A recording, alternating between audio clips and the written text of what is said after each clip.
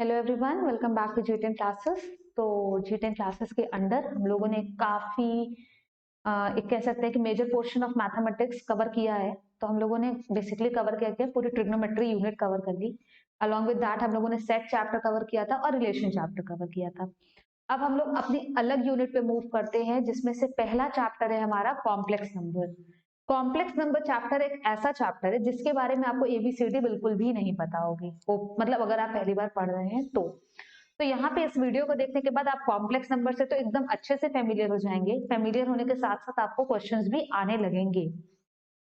तो सबसे पहले अगर हम लोग सेट चैप्टर में मूव करें, सेट चैप्टर के बारे में सोचे तो वहां पे मैंने बोला था, जब वहां पे बहुत सारे बेसिक सेट्स को इंट्रोड्यूस किया जा रहा था कि सेट ऑफ नेचुरल नंबर्स क्या होते हैं, सेट ऑफ इंटीजर क्या होता है, सेट ऑफ होल नंबर क्या होता है, सेट ऑफ रैशनल नंबर क्या होता है, तो वहां पे एक चीज आई थी कि कॉम्प्लेक्स नंबर भी कुछ होता है, जो मैंने बोला था कि it is beyond the scope of this particular chapter, कि आपको समझाया जा सके। तो आज इस वीडियो को देखने के बाद आप उस पर्टिकुलर सेट से भी इंट्रोड्यूस हो जाएंगे, और कह सकते हैं कि आपका वो सेट चैप्टर अब एकदम कंप्लीट हो चुका होगा। तो सबसे पहले तो व्हाट आर कॉम्प्लेक्स नंबर। अगर हम लोग बचपन से देखें तो हम लोग बचपन से नंबर के नाम पे क्या पढ़ते हैं, 1 2 3 4, 1.1 2.1 3.1, कुछ ऐसे। मतलब कुल मिला के या तो डेसिमल नंबर्स पढ़ रहे हैं, कह सकते हैं। हम लोगों ने बचपन में रियल नंबर नाम का चैप्टर भी पढ़ा है, तो कुल मिला के हम लोग रियल नंबर से फेमिलियर हैं। What are real numbers. Real number को अगर एक रियल एक्सिस के पे हमें प्लॉट करना है, तो सिंपल हम लोग क्या करते हैं कि प्लस एक्स माइनस एक्स ये जीरो है। सब कोई भी नंबर उठा के हम रियल एक्सिस पे प्लॉट करना हम लोग सीख चुके हैं, कितना भी बड़ा डेसिमल नंबर हो, क्यों ना हो वो। अब बारी आती है कॉम्प्लेक्स नंबर की। कॉम्प्लेक्स नंबर क्या होता है, जैसे कोई भी जनरल इक्वेशन अगर आपने उठाया, उसको सॉल्व किया, तो आप कहेंगे कि उसका एक रियल सोल्यूशन आ रहा है। फॉर एग्जाम्पल, अगर आपको बोला जाए कि x square is equal to 4 है, तो आप कहेंगे हाँ एक्स क्या है, प्लस माइनस 2 है। तो ये क्या है, ये एक पर्टिकुलर इक्वेशन का रियल सोल्यूशन है। Why? Because it does exist and you can plot that on real line या रियल नंबर लाइन, कुछ भी कह सकते हैं, जो आप लोग 9th 10th में पढ़ते आ रहे हैं। बट इफ इन केस आपको इक्वेशन दे दिया जाए x square is equal to -4, आप क्या कहेंगे, ये तो सॉल्व हो नहीं सकता। व्हाई? बिकॉज किसी भी चीज का स्क्वायर करेंगे तो भाई वो नेगेटिव कैसे आएगा, पॉसिबल ही नहीं है। अगर किसी पॉजिटिव नंबर का स्क्वायर कर रहे हैं तो पॉजिटिव आना है, नेगेटिव का भी स्क्वायर करेंगे तो नेगेटिव ही आएगा। तो वो इक्वेशंस जहां पे जिनका रियल सोल्यूशन पॉसिबल नहीं है, वहां बोला जाता है उसका सोल्यूशन कैसा होगा, इमेजिनरी। मतलब मैथमेटिक्स में कुछ कोई एक ऐसी चीज नहीं है जो होगी ही नहीं। भाई रियल नहीं है लेकिन होगी, कैसी होगी, इमेजिनरी होगी, तो इसका सोल्यूशन कैसा आएगा, इमेजिनरी सोल्यूशन आएगा। अब बात आती है कि इमेजिनरी सोल्यूशन कैसे, अगर रियल सोल्यूशन तो कैसे नंबर्स आएंगे आंसर में, रियल नंबर आएंगे। बट अगर सोल्यूशन ही हमारा इमेजिनरी है तो इमेजिनरी सोल्यूशन में कैसे नंबर्स आएंगे, इमेजिनरी सोल्यूशन आएगा, मतलब कि कॉम्प्लेक्स नंबर आएगा। तो कॉम्प्लेक्स नंबर में सबसे जो बेसिक चीज यूज होती है वो होती है आयोटा। इसको किसने डिस्कवर किया, none of your business, none of mind business too. बट एक पता होना चाहिए कि डिस्कवर किसने किया था, यूलर ने। Euler was the first mathematician जिसने आयोटा सिंबल को डिस्कवर किया कि भाई आयोटा होता क्या है। तो iota, IOTA, represented by small I, वो क्या होता है, सिंपल स्क्वायर रूट ऑफ -1। मतलब what is i, i is square root of -1। अब बात आती है कि माइनस नेगेटिव नंबर का स्क्वायर रूट नहीं निकल सकता। क्यों? नेगेटिव नंबर का स्क्वायर रूट कभी निकाला नहीं होगा। क्यों नहीं निकाला होगा? क्योंकि हम लोग पढ़ते थे सारी चीजें, सारा मैथमेटिक्स हम लोग किस पे पढ़ते थे, रियल नंबर्स पे पढ़ते थे। बट अब यहाँ पे ये एकदम कह लीजिए आपके डोमेन से अलग चीज आ गई कि आपको अब कॉम्प्लेक्स नंबर पढ़ना, आपको इमेजिनरी चीजें पढ़नी है। तो वहां पे हमारा आता है iota symbol, which is what, under root of -1। तो ये हमारा क्या है, एक नींव है, एक फाउंडेशन स्टोन है, कि अगर आपको ये याद रहेगा तो आप कॉम्प्लेक्स नंबर का एक आपके पास बेस आ गया कि what is iota. Iota is nothing but square root of -1। आप ये याद कर लीजिए, या आप ये याद कर सकते हैं कि I square is equal to -1, same चीज, दोनों तरफ हमने स्क्वायर कर दिया। तो होप सो ये आपको क्लियर होगा कि what is iota. Iota is under root of -1।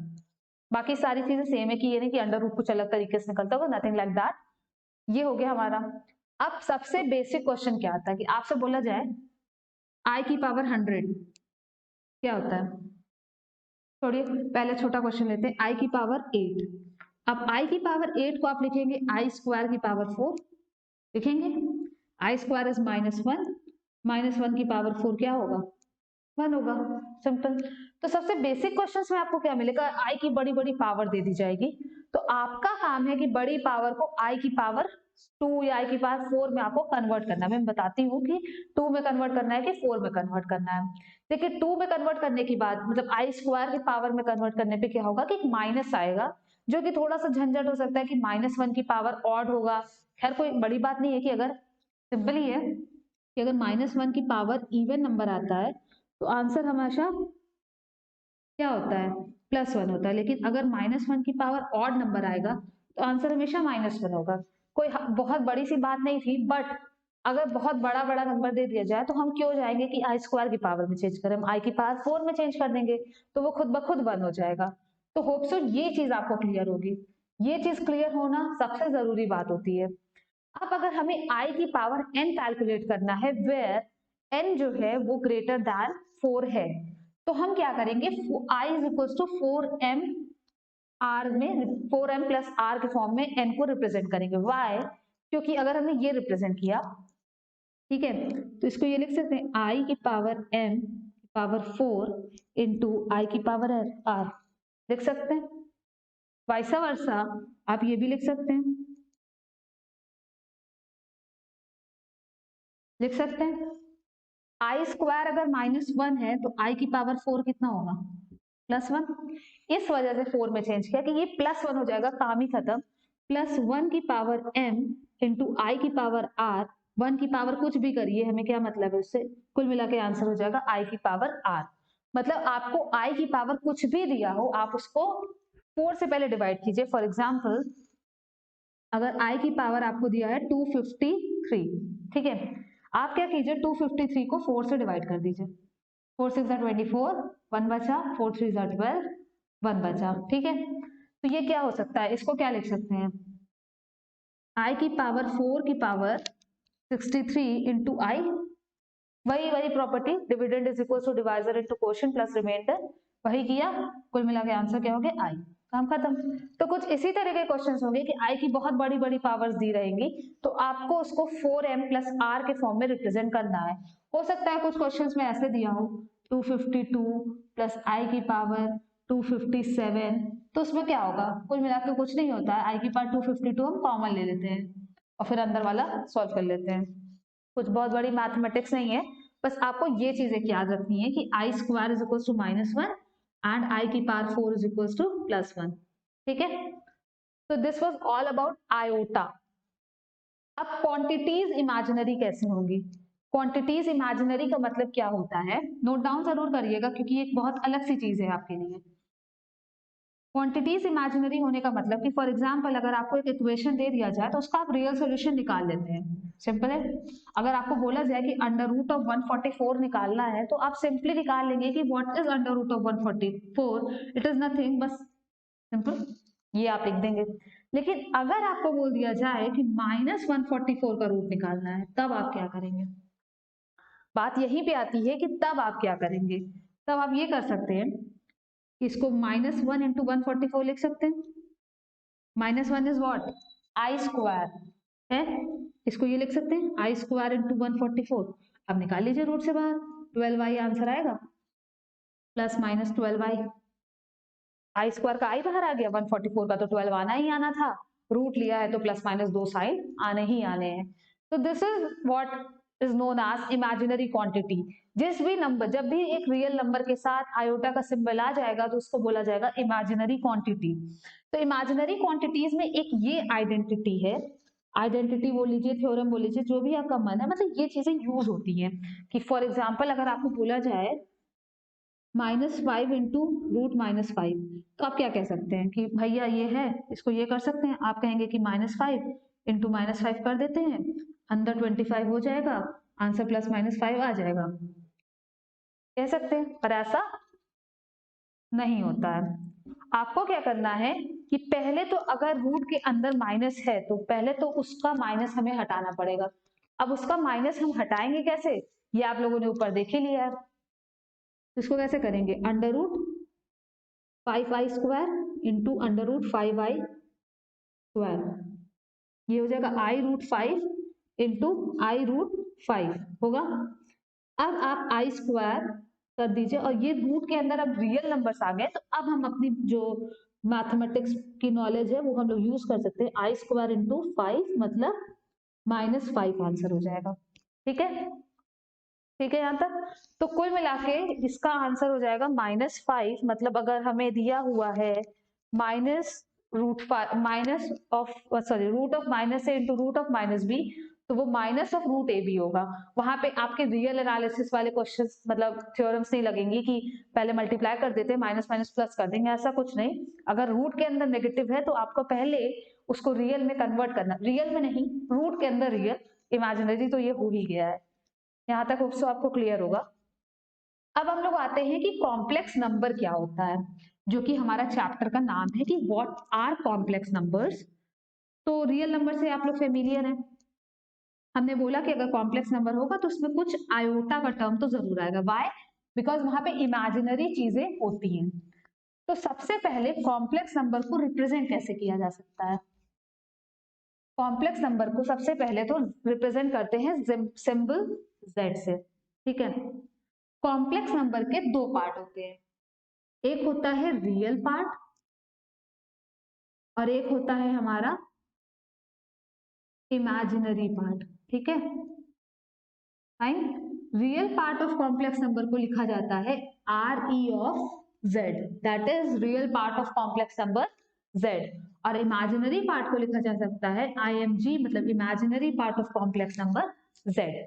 सो यहाँ क्लियर होगा। तो कॉम्प्लेक्स नंबर, किसी भी कॉम्प्लेक्स नंबर के दो पार्ट होते हैं, और ऐसा भी है कि हो सकता है कभी रियल पार्ट 0 हो जाए, हो सकता है कभी इमेजिनरी पार्ट 0 हो जाए। कोई ऐसा रूल नहीं है कि दोनों पार्ट होना ही चाहिए, बट एक कॉम्प्लेक्स नंबर के स्टैंडर्ड फॉर्म में दो पार्ट्स होते हैं and any of the part can be equal to 0। ठीक है, कॉम्प्लेक्स नंबर के दो पार्ट्स। तो कॉम्प्लेक्स नंबर को कैसे, सेट ऑफ कॉम्प्लेक्स नंबर कैसे लिखा जाता है? a plus IB where a comma b, sorry, such that a comma b belongs to set of real numbers। ठीक है, मतलब a प्लस IB लिखा जाएगा, a भी कुछ भी हो सकता है। For example 2 + 3i, 3 + 7i, 2/3 + 4/5i, कुछ भी रियल नंबर है, कुछ भी हो सकता है। 2.1 + 6.35i, कुछ भी हो सकता है। तो these are all what complex numbers, जिसके दो पार्ट है, real part and imaginary part. अगर हमारा एक कॉम्प्लेक्स नंबर है a + IB के फॉर्म में, तो अगर आपसे पूछा जाए what is the real part of z, तो रियल पार्ट ऑफ z वो होता है जिसके साथ आयोटा सिंबल नहीं होता है, और इमेजिनरी पार्ट ऑफ z वो होगा जिसका पास आयोटा सिंबल होगा। आई के साथ नहीं लिखिएगा। अगर पूछा जाए कि इसका इमेजिनरी पार्ट क्या है, तो इसका इमेजिनरी पार्ट 3 है, 3i नहीं है। ठीक है, तो this is real part and complex part of a particular complex number. तो अगर आपको एक कॉम्प्लेक्स नंबर दे दिया जाए और पूछा जाए कि व्हाट इसका रियल पार्ट क्या है या इसका इमेजिनरी पार्ट क्या है, तो आप साइन, हाँ मेन बात है कि साइन के साथ लिखिएगा। मतलब अगर एक एग्जांपल लिया जाए -7 + 6i और पूछा जाए what is the real part of z, तो आप -7 लिखिएगा। और अगर ये भी माइनस में होता है तो इमेजिनरी पार्ट में भी -6 ही लिखिएगा। साइन को कंसिडर कीजिएगा बट आयोटा को यूज मत कीजिएगा। ठीक है, तो कॉम्प्लेक्स नंबर को किस फॉर्म में रिप्रेजेंट करते हैं? a + IB के फॉर्म में। अब कॉम्प्लेक्स नंबर आपको पता चल गया कि होता क्या है। अब जैसे रियल नंबर अगर आपको पता चल जाए कि होते क्या है, तो क्या बोला जाएगा? ऐड कीजिए, डिवाइड कीजिए, मल्टीप्लाई कीजिए, सब्ट्रैक्ट कीजिए, मतलब 75 तरह के ऑपरेशंस होंगे। तो अब ठीक है, एक नया सेट हमारे जीवन में, हमारी लाइफ में एक नया सेट आया, सेट ऑफ कॉम्प्लेक्स नंबर। अब हम इस कॉम्प्लेक्स नंबर के ऊपर अपनी जितनी मैथमेटिक्स हम लोग पढ़े हैं सब कुछ अप्लाई कर देंगे। तो सबसे पहले हम लोग करेंगे कि इक्वलिटी ऑफ कॉम्प्लेक्स नंबर्स। दो कॉम्प्लेक्स नंबर कब इक्वल होंगे? जैसे रियल नंबर को इक्वल करना तो कोई बड़ी बात ही नहीं है, दो रियल नंबर्स कब इक्वल होंगे? अब इसको समझाने वाली तो कोई बात भी नहीं है। दो रियल नंबर्स कब इक्वल होंगे? जब वो इक्वल होंगे, मतलब 1.1 = 1.1, काम खत्म, वो तो दिखता ही है। लेकिन कॉम्प्लेक्स नंबर्स को इक्वल कब होंगे? मतलब let there are two complex numbers, z1 is equals to a1 plus ib1 and z2 is equals to a2 plus ib2।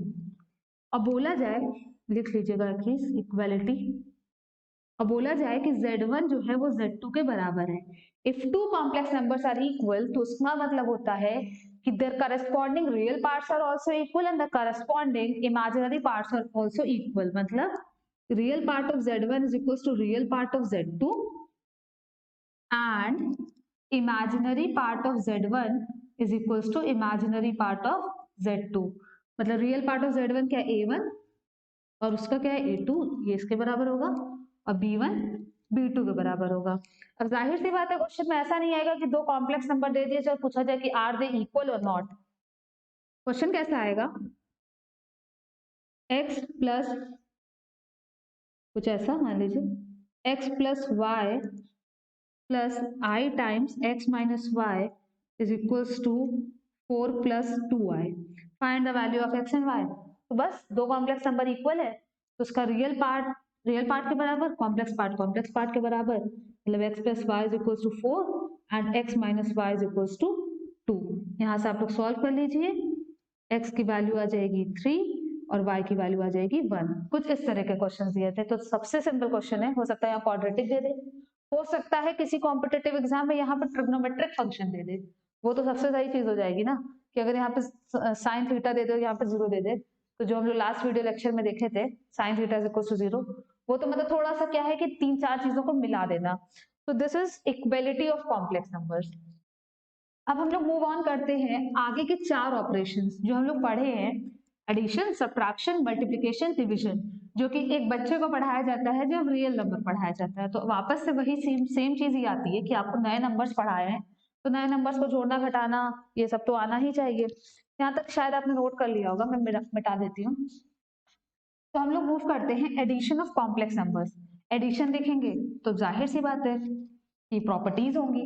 क्या क्या प्रॉपर्टीज होती हैं, रिकॉल कर ही पा रहे होंगे, commutative, associative, existence of additive identity, existence of additive inverse, ये सारी चीजें। तो लोग देखते हैं addition of complex numbers.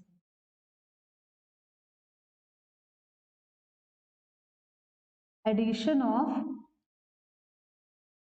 Complex numbers, ठीक। Z1 is equals to A1 plus IB1 and Z2 is equals to A2 plus IB2। अगर आपको Z1 plus Z2 करना है तो जाहिर सी बात है कि अगर दो कॉम्प्लेक्स नंबर को ऐड कर रहे हैं तो जो आंसर आएगा वो भी एक कॉम्प्लेक्स नंबर आएगा, ठीक है।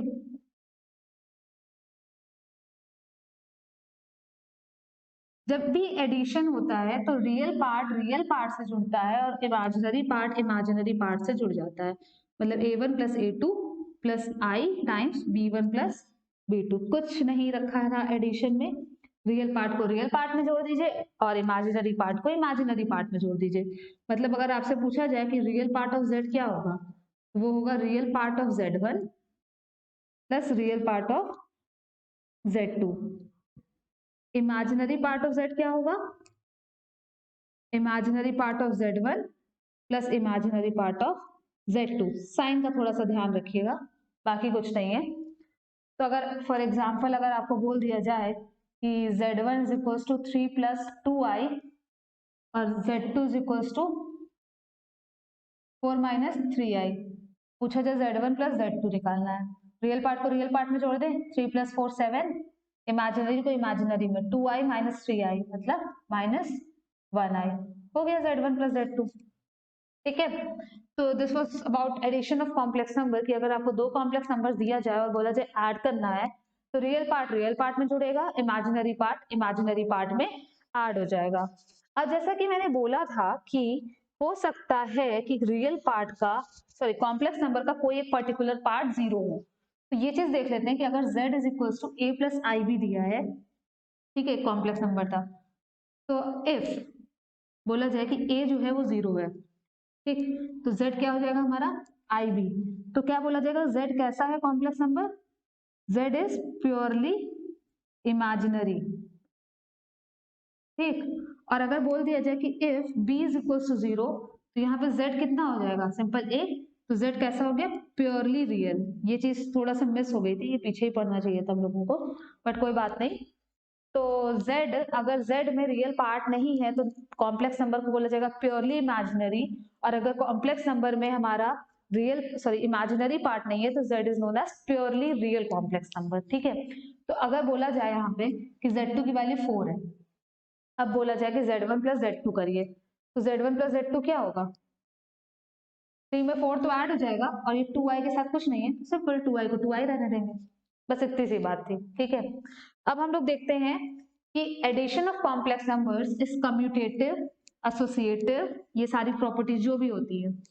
तो अगर हम लोग इसको देखें तो सबसे पहले z1 प्लस z2 हमने निकाला ना, ये चीज ये है, इसको हम लोग ये लिख सकते हैं a2 plus a1 plus i times b2 plus b1, मतलब कुछ ऐसा a2 plus i b2 plus a1 plus i b1, मतलब क्या हो गया ये z2 प्लस z1।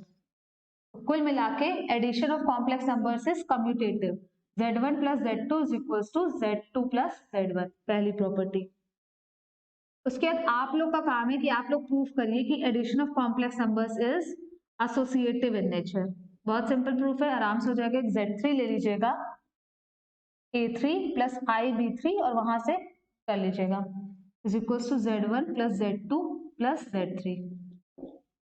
फिर आता है एग्जिस्टेंस ऑफ एडिटिव आइडेंटिटी। क्या होता है कि ऐसा कौन सा नंबर, ऐसी कौन सा कॉम्प्लेक्स नंबर इसमें किसी भी पर्टिकुलर कॉम्प्लेक्स नंबर में जोड़ा जाए कि वापस से वही है, मतलब z प्लस जो भी है यहाँ पे क्या जोड़ा जाए कि वापस से वही कॉम्प्लेक्स नंबर है। तो सिंपल है कि अगर हम लोगों ने एडिटिव आइडेंटिटी, मतलब किसी भी कॉम्प्लेक्स नंबर में अगर हम लोग जीरो ऐड करें, zero as in 0 plus 0i अगर हम ऐड करें तो वापस से वही कॉम्प्लेक्स नंबर आएगा। तो एडिटिव आइडेंटिटी क्या होगा, 0 प्लस 0i। ठीक है, फिर लास्ट है हमारा existence of additive inverse. Additive inverse का मतलब ये हुआ कि z में हम लोग क्या ऐड करें कि आंसर 0 आ जाए। सिंपल है, माइनस z ऐड करेंगे तभी तो 0 आएगा ना। जैसे अगर एग्जांपल है 2 प्लस 3i है, तो हम लोग क्या ऐड करेंगे, 2 प्लस 3i में हम लोग ऐड करेंगे -2 माइनस 3i, आंसर कुल मिला के 0 आ जाएगा। तो ये होता है हमारा कि अगर हमारा z a plus i b है तो इनवर्स, इनवर्स नहीं कहेंगे क्योंकि इनवर्स अभी आगे यूज होगा। एडिटिव इनवर्स क्या होगा हमारा, minus a plus i b, very simple. ठीक है, तो this was all about addition of complex numbers. अब अगर आपको एडिशन समझ में आ गया है तो सब्ट्रैक्शन में तो कुछ भी नहीं रखा है। Subtraction of complex numbers, subtraction क्या है, अगर हमको z1 माइनस z2 करना, वही सेम चीज है कि अगर आपको z1 में से z2 सब्ट्रैक्ट करना है तो रियल पार्ट में से रियल पार्ट सब्ट्रैक्ट होगा और कॉम्प्लेक्स पार्ट में से कॉम्प्लेक्स पार्ट सब्ट्रैक्ट होगा। ठीक है, रियल पार्ट में से रियल पार्ट, कॉम्प्लेक्स पार्ट में से complex part. Real part of z क्या आएगा, real part of z1 minus real part of z2, और ये क्या आएगा, imaginary part of z1 minus imaginary part of z2। तो ये है हमारा subtraction of complex number. Subtraction of complex number में कुछ बताने वाली बात नहीं है, वाई, बिकॉज सब्ट्रैक्शन ना ही कम्यूटेटिव होगा ना ही एसोसिएटिव होगा। ठीक है, ये तो रियल नंबर में ही होता है क्योंकि 2 माइनस 3 3 माइनस 2 के बराबर कभी नहीं होता है। तो सब्ट्रैक्शन में इतना बताने वाली कोई बात नहीं थी, क्योंकि एडिशन अगर समझ में आ गया है तो आप माइनस से मल्टीप्लाई करके सब्ट्रैक्शन भी कर सकते हैं। फिर भी अगर कोई दिक्कत होती है तो आप कमेंट सेक्शन में पूछिएगा जरूर। अब हम लोग आते हैं मल्टीप्लिकेशन पे। मल्टीप्लिकेशन में भी कुछ नहीं है, मल्टीप्लिकेशन। ठीक है, अगर हमारे पास दो कॉम्प्लेक्स नंबर है z1 z2, हम मल्टीप्लाई करते हैं z is equals to z1 into z2, a1 plus i b1 a2 plus i b2।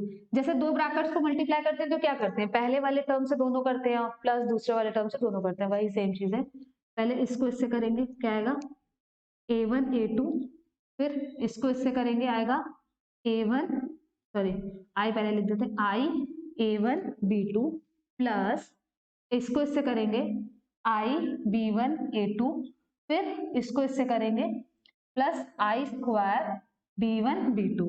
I square क्या होता है, -1 होता है। रियल पार्ट को रियल सब साथ कर लेते हैं, मतलब a1 a2 minus b1 b2 अलग कर लेते हैं, plus iota a1 b2 plus b1 a2, ये हो गया मल्टीप्लीकेशन। तो दो कॉम्प्लेक्स नंबर को मल्टीप्लाई करने के बाद जो नंबर आता है वो भी एक कॉम्प्लेक्स नंबर ही होता है।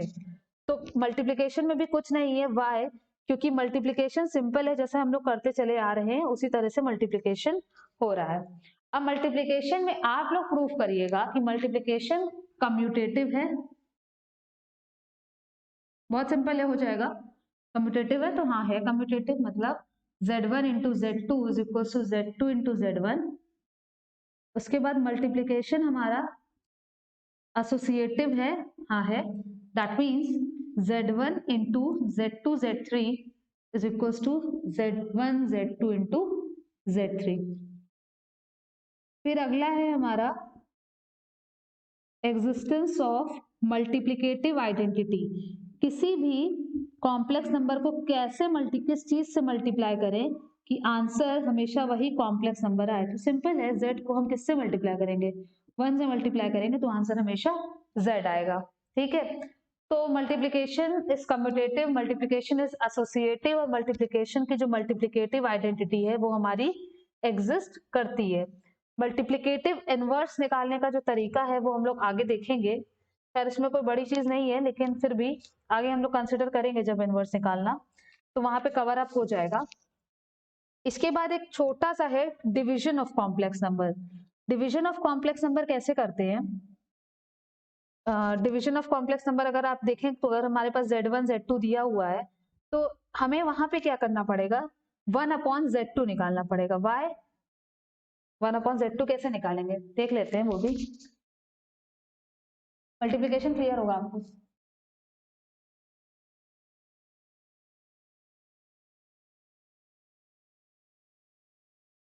बहुत छोटा सा टॉपिक है डिवीजन, डिवीजन निकालना है, ठीक है। अब डिवीजन करना है मतलब z is equal to z1 upon z2 निकालना है, फाइन। अब डिवीजन में क्या होता है कि डिनोमिनेटर में कॉम्प्लेक्स नंबर नहीं होना चाहिए, प्रेफर किया जा सकता है। ये लिख सकते हैं z1 इंटू z2 का इनवर्स लिख सकते हैं, a1 plus i b1 upon में a2 प्लस आई b2। क्या करेंगे, जो डिनोमिनेटर में कॉम्प्लेक्स नंबर है उसका कॉन्जुगेट, कॉन्जुगेट क्या होगा, a2 माइनस आई b2 और इधर a2 माइनस आई b2, ठीक है। मल्टीप्लाई कर दीजिए, ऊपर क्या आएगा a1 a2 minus I b2 a1 plus i b1 a2 minus I square b1 b2, ठीक है।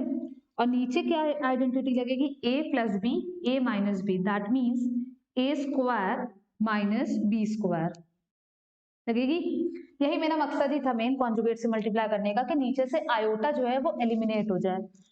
आई स्क्वायर माइनस 1 क्या बचेगा, a1 a2 plus b1 b2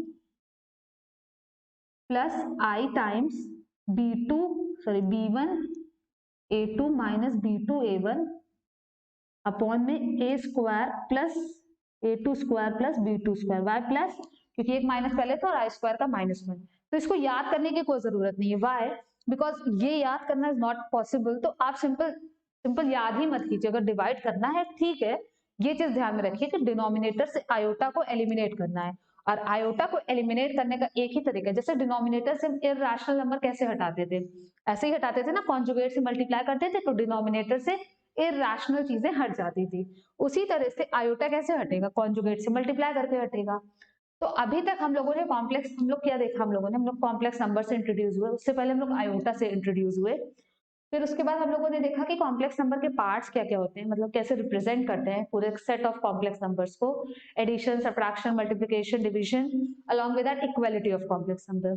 hope so कि आपको एक अच्छी खासी नॉलेज हो गई होगी कॉम्प्लेक्स नंबर की। आने वाले लेक्चर्स में हम लोग कॉम्प्लेक्स नंबर चैप्टर को कवर करने की, कंप्लीट करने की पूरी कोशिश करेंगे। तो अब मेनली दो टॉपिक बचे हैं, एक आध और होगा, कि एक तो हमारा कॉन्जुगेट बचा है, मॉड्यूलस बचा है, और उसके बाद square root of complex number, कुछ ऐसी थोड़ी बहुत चीजें बची हुई हैं। तो होप सो कि ये वीडियो आपको बहुत पसंद आई होगी। अगर पसंद आई हो तो लाइक कीजिएगा, दोस्तों के साथ शेयर कीजिएगा, और हमारे चैनल को सब्सक्राइब कीजिएगा। Thanks for watching the video and have a good day.